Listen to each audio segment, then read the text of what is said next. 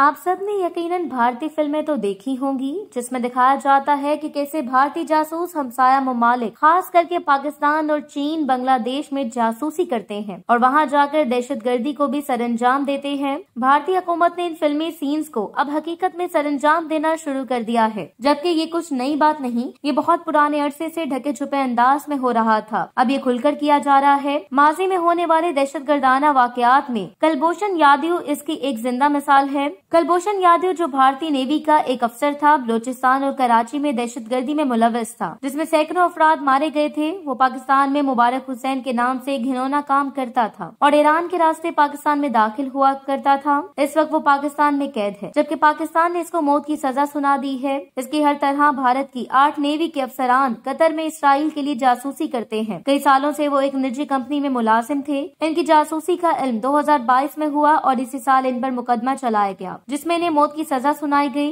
गैर मुमालिक में खसूसियत के साथ मुस्लिम मुमालिक में भारत न सिर्फ इसराइल के लिए जासूसी करता है बल्कि बास मगरबी मुमालिक के लिए भी। लेकिन कतर में जिस तरह भारतीय नेवी ने इन 8 अफराद को गिरफ्तार करके फांसी की सजा सुनाई गई, ये भारत खासा परेशान है, बल्कि वो किस तरह से अपने असर रसूख इस्तेमाल करके इनको छुड़ाना चाहता है। लेकिन कतर की हुकूमत भारत के दबाव में नहीं आएगी और न ही इन जासूसों को छोड़ा जाएगा, क्योंकि मुकदमे के दौरान इन अफसरान ने एतराफ किया है कि वो इस मजमूम हरकत में मुलव्वस थे। मजीद बयां कतर की हुकूमती ज़राए का कहना है कि जल्द बहुत से भारतीय अफराद को मुल्क बदर कर दिया जाएगा, क्योंकि ये भी गैर मुमालिक के लिए जासूसी कर रहे हैं। इस वक्त भारतीयों की एक बड़ी तादाद कतर में मुख्तलिफ निजी और सरकारी महकमों में मुलाजमत कर रहे हैं। भारत का जासूसी का ये चेहरा नया नहीं है। पाकिस्तान में भी इसके जासूस पकड़े गए हैं जो मुख्तलिफ निजी इदारों में काम कर रहे थे। दरअसल भारत अब एक ऐसा मुल्क बन गया है जो अपने पड़ोसी मुमालिक में जासूसी कराने के अलावा मुसलसल दहशतगर्दी भी करा रहा है। ये बात अब सारी दुनिया को मालूम है कि भारतीय हुकूमत अपनी खुफिया एजेंसी रा के जरिए बलोचिस्तान में बल्कि पाकिस्तान के मुख्तलिफ इलाकों में दहशतगर्दी कर रहे हैं। मजीद बरा भारत ने अभी हाल ही में कनाडा में एक सिख लीडर हरदीप सिंह निज्जर को अपने एजेंट के जरिए कत्ल कराया है। कनाडा के वजीर आजम ने भारत की इस काबिल मजम्मत की हरकत का सख्त नोटिस लेते हुए अपने पार्लियामेंट को आगाह किया है कि भारत सिख लीडर के कत्ल मुलव्वस है। इसके पास भी यानी कनाडा की हुकूमत के पास नाकाबिल तरदीद सबूत मौजूद है। कनाडा ने भारत से अपने सफीर को भी बुलाया, जबकि भारत के सफीर को अपने दफ्तर खारजा में बुलाकर सख्त तंबीह की है। जिस सिख रहनुमा को भारतीय एजेंट ने कत्ल किया है वो खालिस्तान तहरीक में बहुत सरगर्म था और सिख फॉर जस्टिस का सरगर्म कारकुन भी था।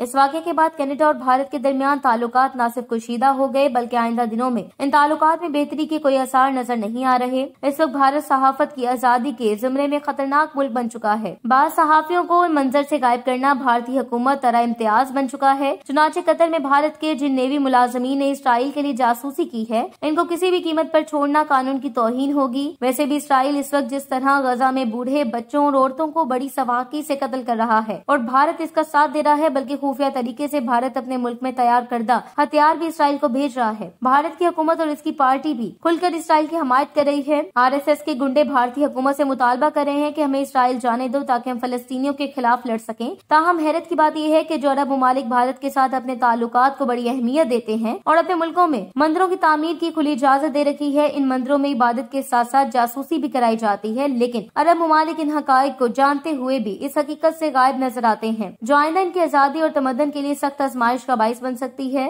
इसलिए कतर की हुकूमत को इन भारतीय जासूसों को रिहा नहीं करना चाहिए और तोहफादार पर चढ़ाकर भारत को ये बताना चाहिए कि कतर अगर गैर मुल्कियों की मेहमान नवाजी कर सकता है तो जुर्म करने पर इन्हें इबरतनाक सजा भी दे सकता है। इस तरह पाकिस्तान को भी इस मामले में सीरियस एक्शन लेना चाहिए और किसी भी तरह का नेटवर्क या अफराद जो कि भारतीय हुकूमत या भारतीय तंजीमों से ताल्लुक रखते हैं, इनके खिलाफ कार्रवाई करनी चाहिए ताकि अवाम की जान और माल का तहफ्फुज किया जा सके।